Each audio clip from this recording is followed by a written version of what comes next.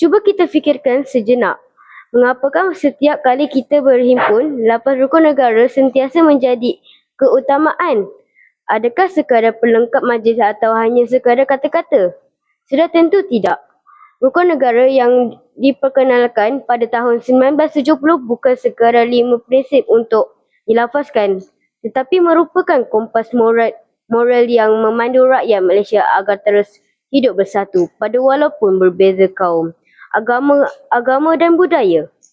Justru pada hari ini, izinkan saya mengupas mauduk pidato peranan rukun negara dalam membangunkan masyarakat yang bersatu padu.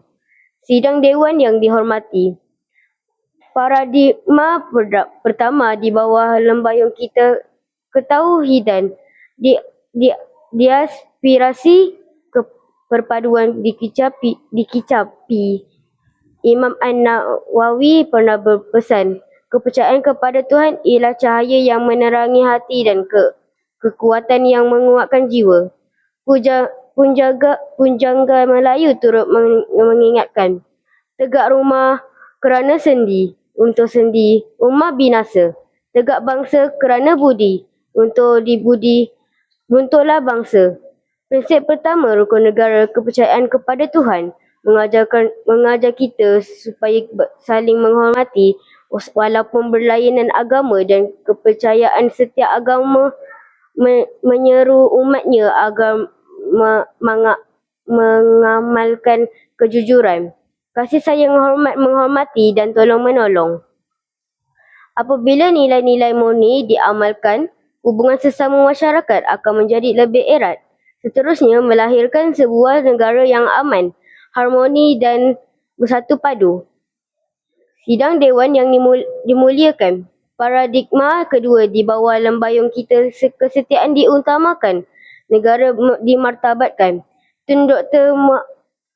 Mahathir Mohamad pernah menyatakan, kepatuhan kepada raja adalah cerminan kesetiaan kita kepada bangsa dan negara. Burung merpati terbang sekawan hingga sebentar di pohon jati. Setia kepada raja dan watan, negara aman, rakyat dihormati. Prinsip kedua rukun negara, kesetiaan kepada raja dan negara, mengajar supaya menghormati institusi diraja, mencintai tanah air serta mematuhi undang-undang. Sebagai murid, kita boleh menunjukkan kesetiaan dengan menghormati jalur gemilang, menyanyikan lagu negaraku dengan penuh semangat, menjaga nama baik sekolah serta memupuk semangat patriotisme sejak di bangku sekolah lagi. Apabila rakyat bersatu hati dan setia kepada negara, keamanan akan terus terpelihara dan Malaysia akan terus dihormati di persada dunia. Warga Dewan yang saya hormati, paradigma ketiga di bawah lembayung kata kesopanan disemai, perpaduan dicapai. Prinsip kelima rukun negara, kesopanan dan kesusilaan, merupakan kunci pada keharmonian masyarakat. Sikap berbudi bahasa, menghormati guru, menyayangi rakan serta menghargai budaya masyarakat lain akan mengeratkan hubungan sesama kita. Menurut Baltasar Gracian, kesopanan ialah cara terbaik menunjukkan rasa hormat terhadap orang lain.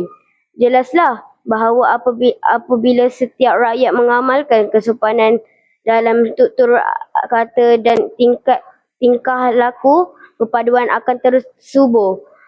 Perselisihan dapat dielakkan dan keamanan negara akan terus pelihara. Sidang Dewan yang saya muliakan, sebagai penutup bicara, marilah kita menghayati 3 prinsip rukun negara yang saya huraikan, iaitu kepercayaan kepada Tuhan, kesetiaan kepada raja dan negara, serta kesopanan dan kesusilaan.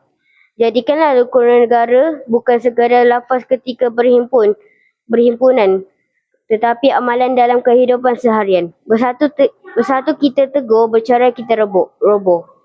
Sekian, terima kasih.